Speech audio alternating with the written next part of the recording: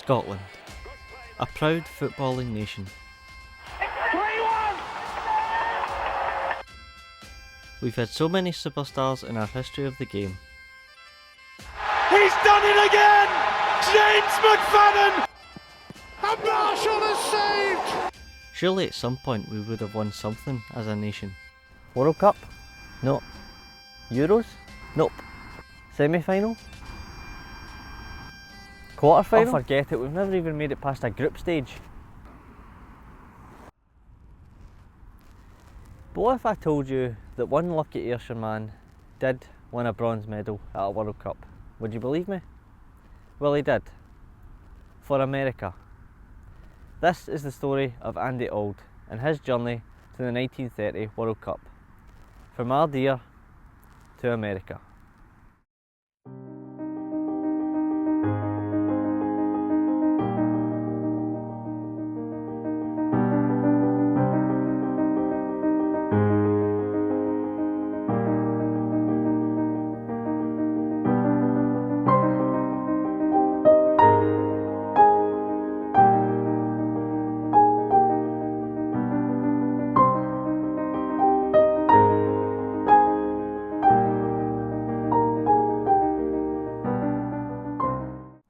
Andy Auld was born in Stevenston, North Ayrshire, here on the west coast of Scotland, in the year 1900, although some sources claim 1901.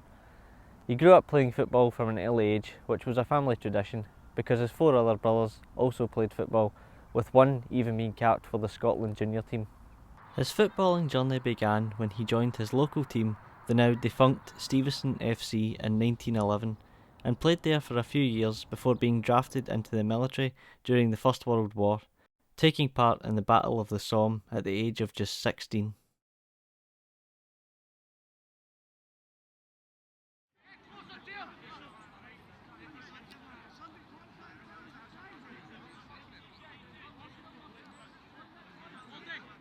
This is the Ardeer Stadium, home to Ardeer Thistle, one of the oldest clubs in Ayrshire football, and this is where Andy Auld applied his trade as a footballer after leaving the military in 1919.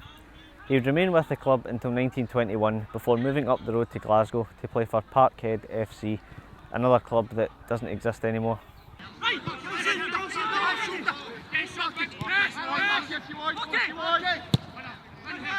Now there are conflicting sources about the next stage in Andy's life. Some sources claim he and his wife decided to emigrate to Canada in 1923. Ardeer had actually approached him about returning to the club for the 1924 season, and Andy is said to have requested £50 and a fur coat for his wife as part of the deal. He was granted both, but they decided to emigrate to Canada anyway without telling the club. Other sources claim that he and his wife emigrated to Gillespie, Illinois in the United States. I guess we'll just have to speculate. And it might be 100 years later, but I think Ardeer might still win that £50 back. Regardless of how it happened, Andy and his wife Margaret found their way to North America. However, after only a short time they realised that life in the continent really wasn't for them, and decided to return to Scotland. On their intended route home, the Aulds would make a stop off to visit Margaret's sister at Niagara Falls in New York. And it was here that Andy's life, Andy's footballing career, was about to change forever. It's not clear exactly what happened, but Andy would end up playing in a friendly football match there and was spotted by a scout for the Providence Clam Diggers from Rhode Island. After speaking to the club, he and his wife's move back home was aborted, and Andy soon signed for the club and moved to Providence to enter the ASL, the American Soccer League.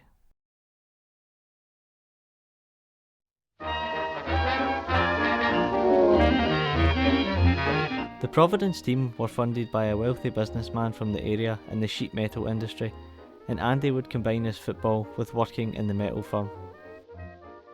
In the 1920s, the ASL was one of the highest paying and most competitive leagues in the world, and Andy would spend the rest of his career in America, playing 6 seasons in Providence and a total of 277 games in all. Now this was obviously in the days before national allegiance and governing rules, so players could pretty much play for whatever country they wanted, and it was at this time that Andy was about to make his mark on the international stage. He was selected to represent the United States national team for the first time in 1926 and made an instant impact on his debut, scoring 2 goals in a 6-2 thrashing of Canada. These would be his only goals for the national side, and oddly he wouldn't be picked again for the team for another 4 years. But when he was, it would be on the world stage.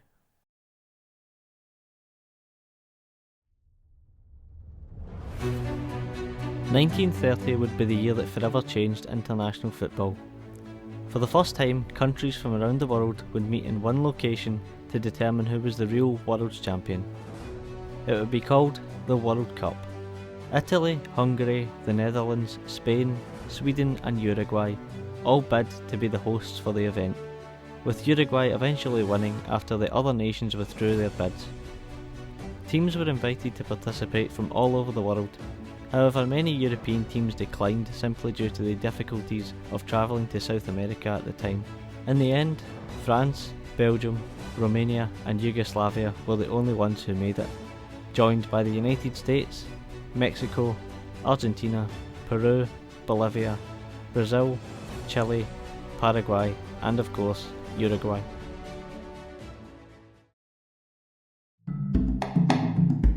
Montevideo, the capital of Uruguay, would be the host for the event, and the games were spread across 3 different locations. Estadio Pocitos, which had a capacity of around 10,000 people, and which saw the first goal of the tournament scored by Lucien Lorraine for France in one of the 2 opening matches of the tournament. Sadly, the stadium was demolished in the late 1930s, and today the area around it has changed completely.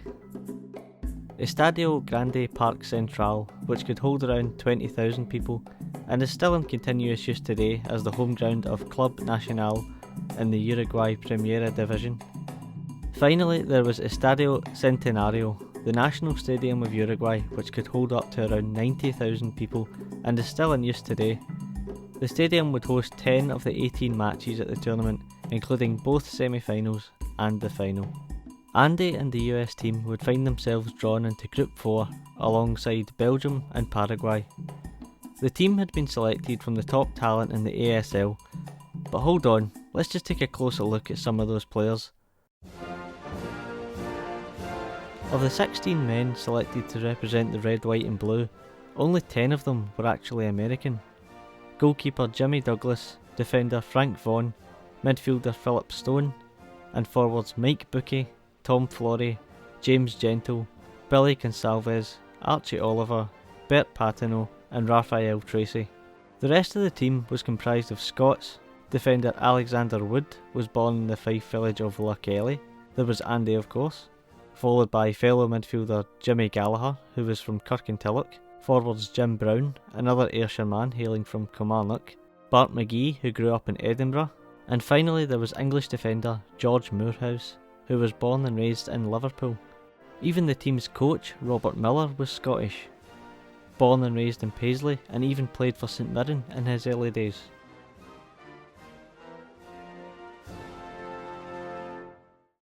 The team took to their field in the opening match against Belgium at Estadio Parque Central on the 13th of July 1930 in front of a crowd of over 18,000 people.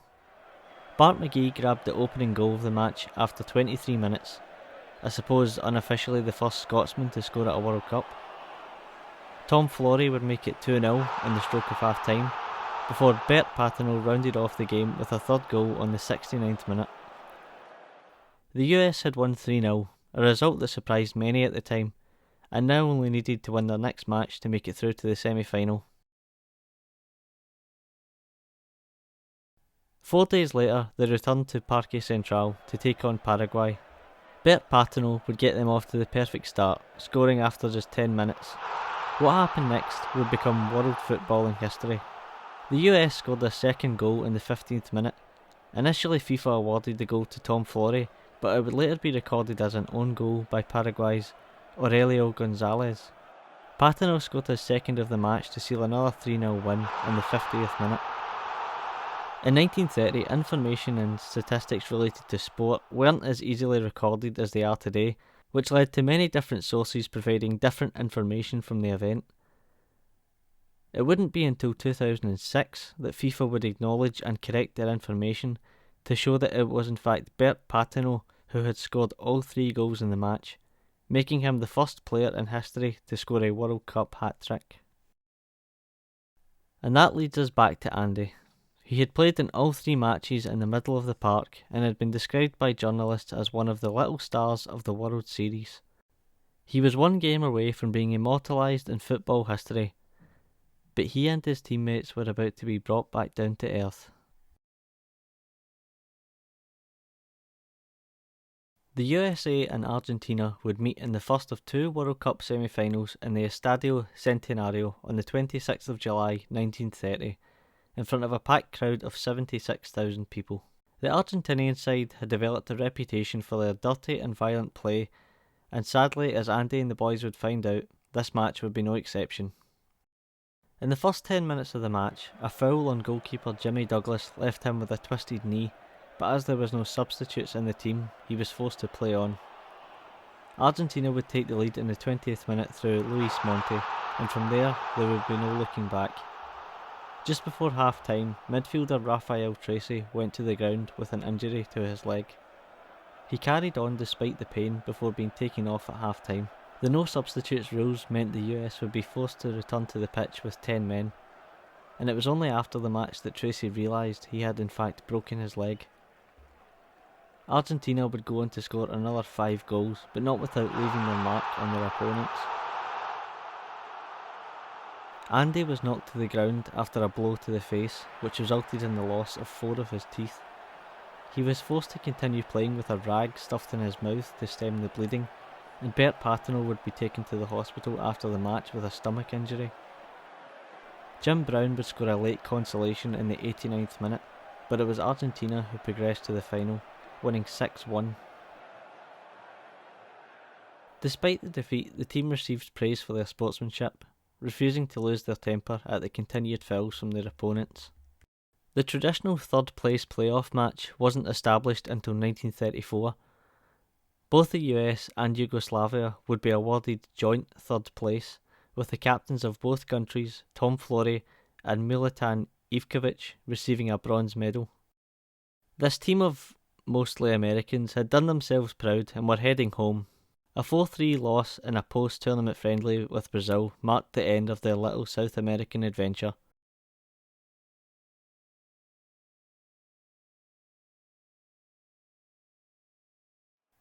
Oh, and as for the final, Argentina would go on to lose 4-2 to Uruguay as they were crowned the first ever world champions.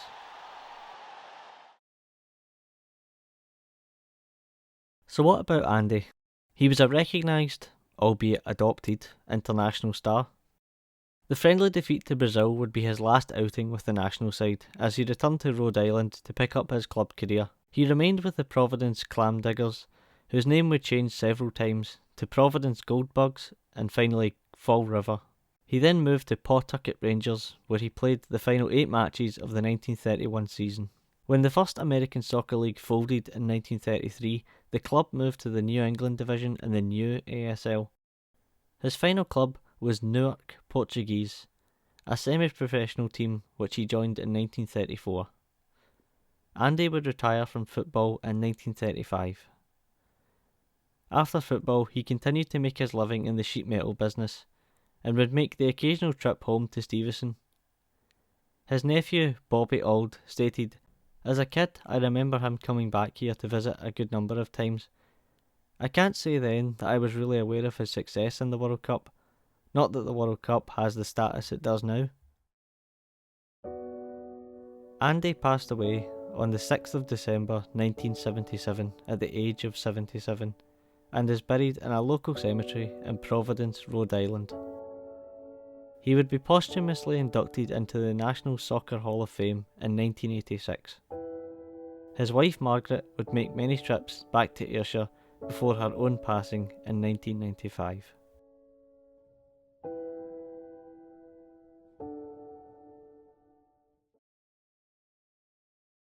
So was Andy's footballing journey just a flash in the pan, once in a generation, never to happen again? No.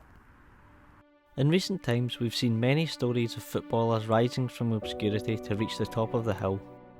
Jamie Vardy went from working in a factory to winning the Premier League title with Leicester City. And if we return to Ardeer Thistle, they may have another success story on their hands. Striker Ross Stewart began his career with the club in 2013 and quickly rose through the ranks of Scottish football, and in 2022 is currently the top goal scorer at Sunderland in the English Football League. The story of Andy Auld and many others shows that if you believe, you can achieve. But there's just one question left to answer. Now that we know just how important a role Scotland played in the first World Cup, it begs the question, if America won the bronze medal, but half the team is Scottish, does that mean that we can claim half ownership of a World Cup medal? I'll leave it up to you.